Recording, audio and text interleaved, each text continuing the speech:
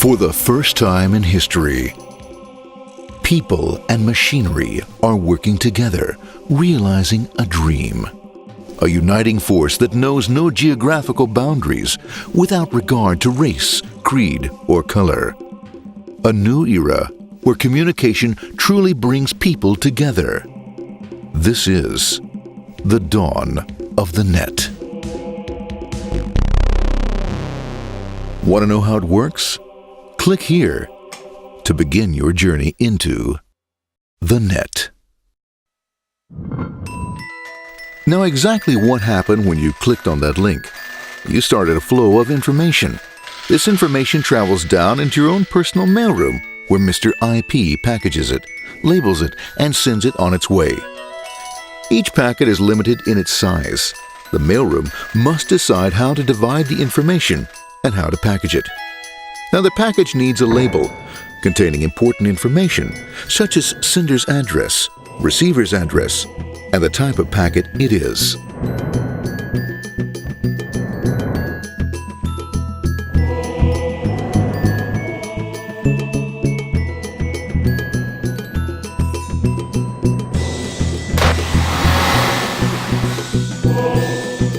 Because this particular packet is going out onto the internet, it also gets an address for the proxy server, which has a special function, as we'll see later.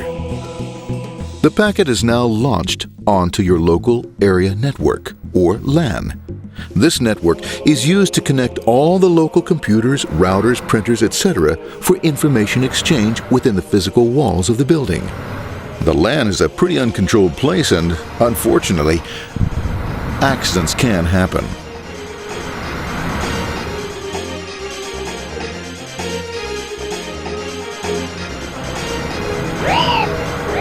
The highway of the LAN is packed with all types of information.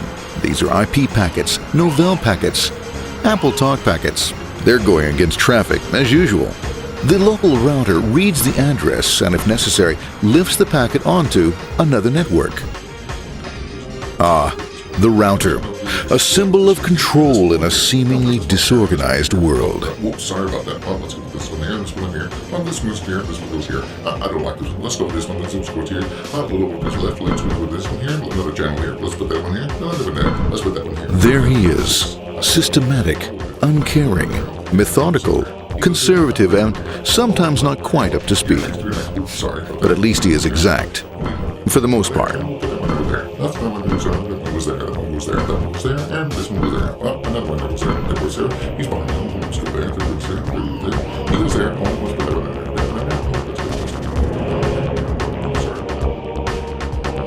there. As the packets leave the router, they make their way into the corporate intranet and head for the router switch.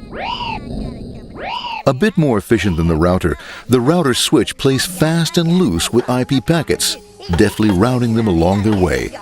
A digital pinball wizard, if you will. Here we go. Here comes another one. And it's another. Watch this, Mom. Here goes. Whoop, around the back. Hey, in there. Over the left, over the right, over the left, over the right. You got it. Here it comes. Right down. He shoots. He scores. It's going. Hey, Wayne. Here, watch out. Here comes another one. Oh, here we go. And it's gone.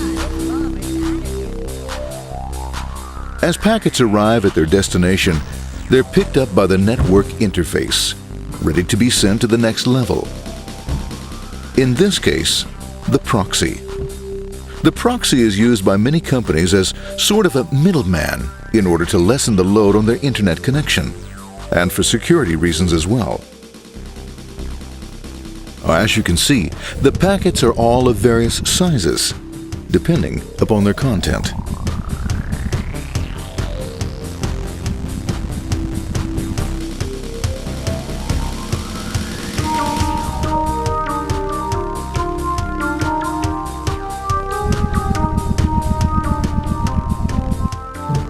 The proxy opens the packet and looks for the web address, or URL.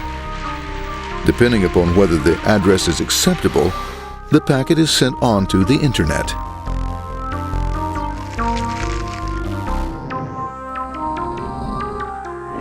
There are, however, some addresses which do not meet with the approval of the proxy, that is to say, corporate or management guidelines.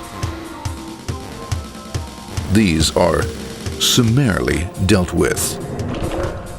We'll have none of that. For those who make it, it's on the road again.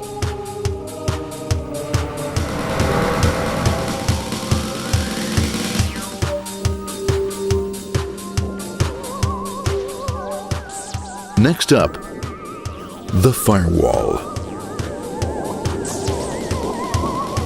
The corporate firewall serves two purposes. It prevents some rather nasty things from the internet from coming into the intranet, and it can also prevent sensitive corporate information from being sent out onto the internet. Once through the firewall, a router picks up the packet and places it onto a much narrower road, or bandwidth, as we say. Obviously, the road is not broad enough to take them all. Now you might wonder what happens to all those packets which don't make it along the way. Well, when Mr. IP doesn't receive an acknowledgement that a packet has been received in due time, he simply sends a replacement packet. We are now ready to enter the world of the Internet. A spider web of interconnected networks which span our entire globe.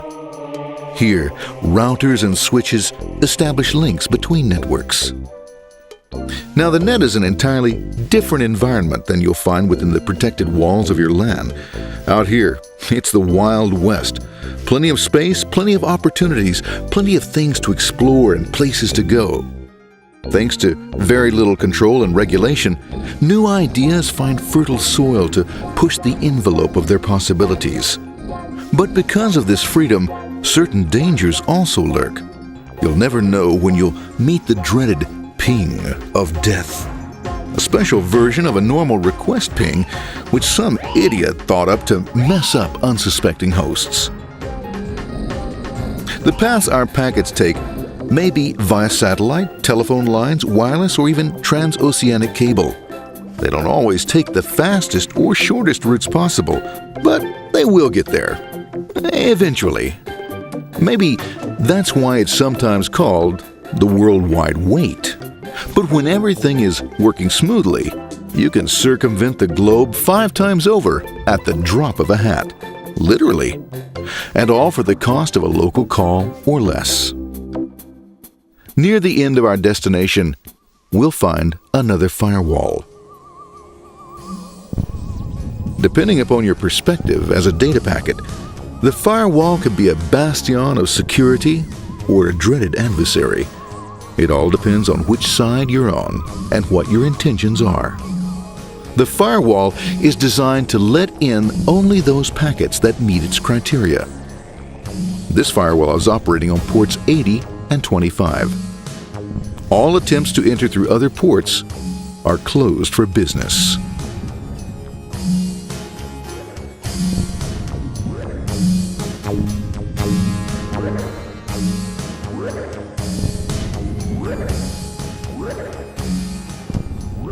Port 25 is used for mail packets,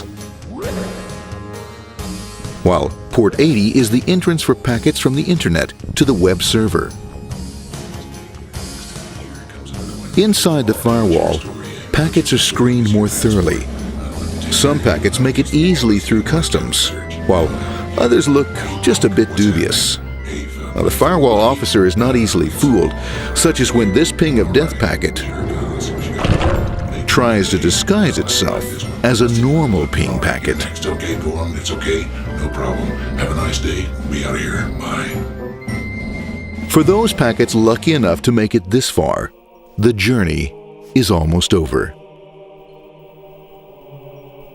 It's just a lineup on the interface to be taken up into the web server. Nowadays, a web server can run on many things, from a mainframe to a webcam to the computer on your desk, or why not your refrigerator? With a proper setup, you can find out if you have the makings for chicken cacciatore or if you have to go shopping. Remember, this is the dawn of the net. Almost anything's possible. One by one, the packets are received, opened, and unpacked. The information they contain, that is, your request for information, is sent on to the web server application.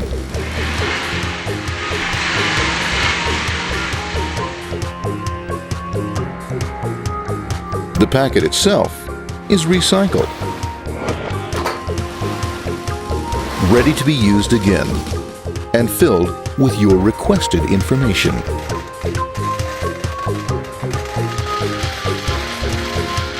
Addressed and sent out on its way back to you. Back past the firewall, routers, and on through to the internet. Back through your corporate firewall.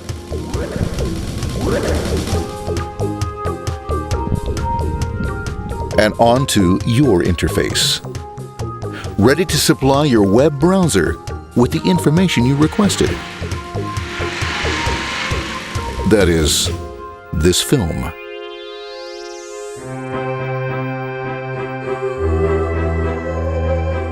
Pleased with their efforts and trusting in a better world, our trusty data packets ride off blissfully into the sunset of another day, knowing fully they have served their masters well. Now, isn't that a happy ending?